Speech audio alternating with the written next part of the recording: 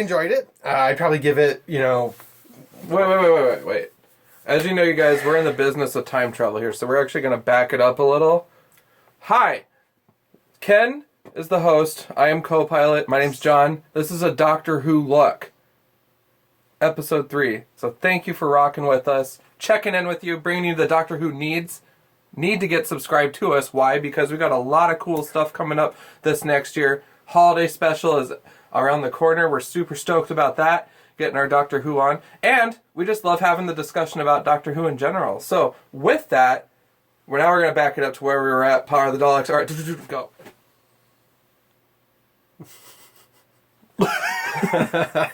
Hey everyone, welcome to the third episode of a Doctor Who look. I know it's been quite a while since we've been back here. We're in my TARDIS, as you can tell. It's not really a TARDIS, it's just an office, but I call it the TARDIS because somehow I managed to just keep shoving more crap into it and still haven't ran out of room. So, bonus to me.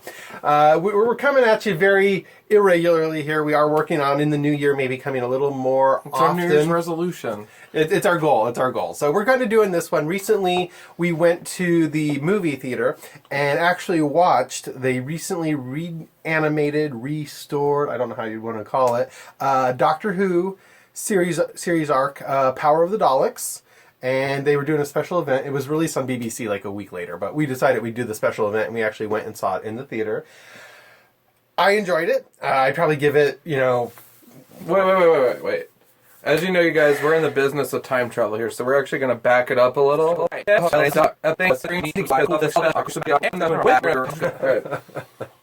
Okay, so we went and saw the special edition in the theater. We took a couple of friends. Good movie. I'd probably give it, 3.5 out of 5 sonic screwdrivers, because that's the scale we use on this show, is sonic screwdrivers, not beers. So we're a little different from a comic book look. But a little different.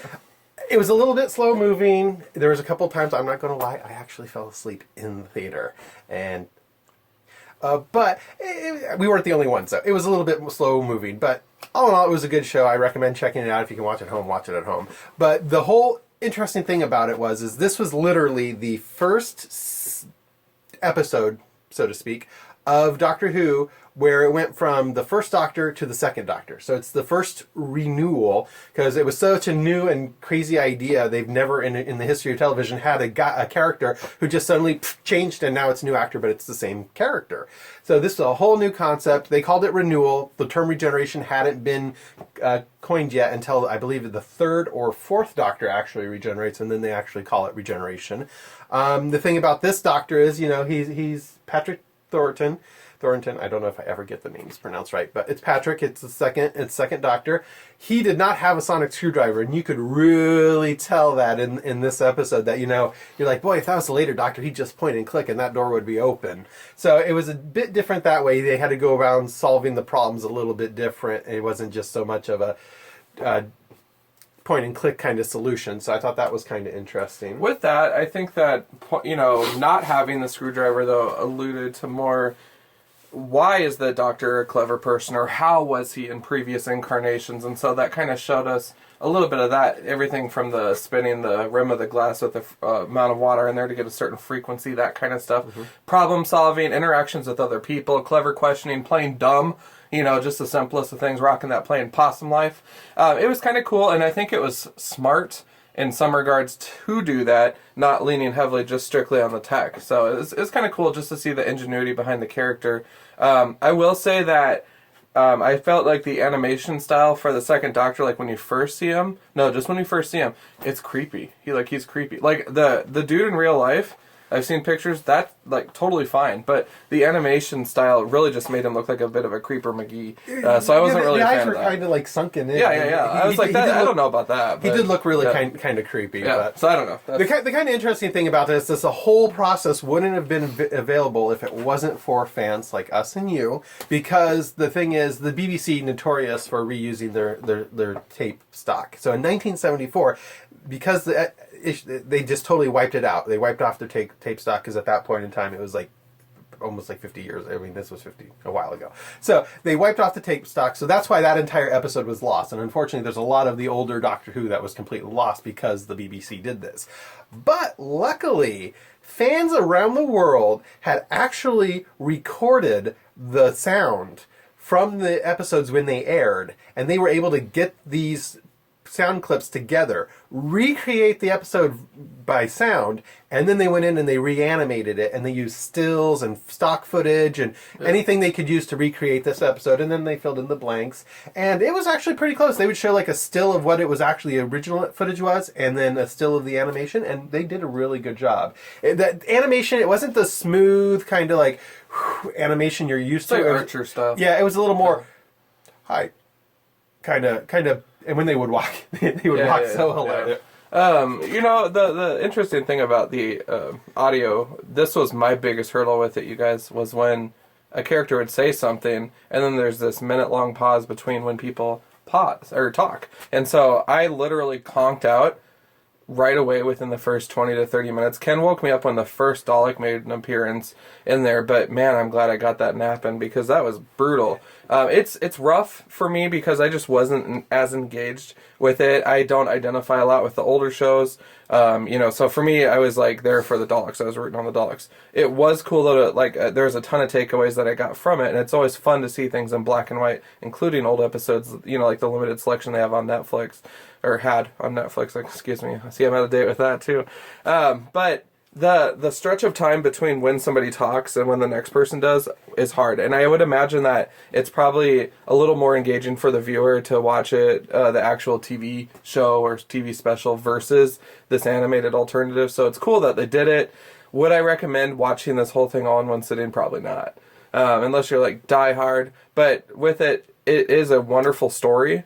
And I did appreciate that part of it. So it's cool to get to experience it. I just wish that I would have seen like the live action version versus this animated. I don't know. Yeah, I'm not overly familiar with the companions, but yeah, like one of them would be talking to be like, "Hey, blah blah blah," and then it would be They would silent just stand there and for look a at minute, each other. and then they'd animate.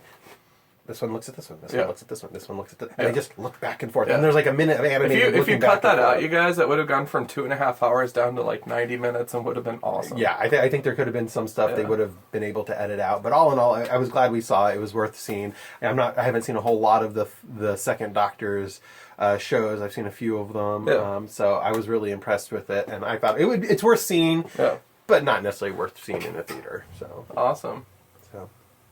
Well, so we've got some good news and there's some stuff coming up right now. The Christmas episode is about a month away, so I wasn't actually planning on doing another episode until after the Christmas episode, and then I was going to do it in January and introduce us into the whole new season. But we decided to go ahead and do this early. It's a little Thanksgiving present for you guys. So we're going to be reviewing the Christmas episode coming up. We're also going to hopefully be able to get a hold of Class and be able to watch some of that. That's the Doctor Who spinoff that also takes place in the Coal Hill School, which is, if you're familiar with, the very first episode of Doctor Who took place there. The teachers were from Coal Hill. Clara worked at Coal Hill. The 12th Doctor actually appears in this show, but it's a little more mature. It's not necessarily for the younger crowd, but I'm looking forward to seeing it. It's a cool spin-off. I've liked what they've done in the past with like Torchwood and stuff, so I'm hoping that this one lasts and is very popular. Looking forward to meeting the new companion, Bill. If you saw last year's Christmas special, The Wedding of River Song, you were introduced to Nardole. Apparently Nardole is in the Christmas episode this year as well, which I think is hilarious. I can't remember. I want to say Matt something might be his name, but I can't remember the actor's name, but he is hilarious. He was on Little Britain, so very cool to see him. I'm looking forward to that. Lots of good things going on. Unfortunately, it's been a bad year for Doctor Who because he's been off the air since the last Christmas special, a whole year without the Doctor. So when this came around, Ken was just like on it. Yeah, I'm like, we got to do this. Yeah. So I've been watching the old episodes on Amazon Prime, since thankfully you can still get them there. But all in all, I'm looking forward to the new season. I'm looking forward to the new companion. What little I've seen of her, I'm really excited for. I'm looking forward to the Christmas special. Anything you're looking forward to? I'm looking forward to our Christmas episode as well, because we're also going to be doing some time traveling then too on that. So I can't really give away a lot of details on it, but it's going to be amazing. So you'll have to tune in to a Doctor Who Look episode 4 for sure. We're definitely looking forward to that. Yeah. A lot of good things coming your way. Hopefully we'll be a little more regular than we have been. I don't know if it's necessarily... Or have we been? Or have we? I guess it's true. Wibbly wobbly timey wimey. So as far as this could be episode 200, and they're just being recorded out of order. So exactly. But I'm looking forward to it. We're going to hopefully keep coming at you a little more regularly. Maybe not on a weekly basis, but hopefully at least once a month is my goal. So There you go. we're going to definitely keep doing that. And do you have anything else you want to say? How do they get a hold of you on Twitter? On Twitter. I don't use the Twitter. That's the problem. It's too technical for me. All right. I guess I do have a Twitter. It's SD Hoovian, or is it at SD Hoovian? There you See, go. I don't even know how that works. You can try tweeting, whatever. Send Ken a tweet, you guys. Why? Because out in the Midwest, we have a ton of nerd enthusiasts, a lot of rich culture that needs to be tapped. And Ken loves talking some Doctor Who, so if you can get him going on Twitter, he will be go into beast mode for you and have some dynamic conversation. @ SD Hoovian. Hit him up. Well, and all in all, I think I am ready for a new year of Doctor Who. I'm looking forward to it, and there's all sorts of great things going on. And, granted, I'm not just a fan of Doctor Who, as you can tell by everything around me. I like a little bit of everything.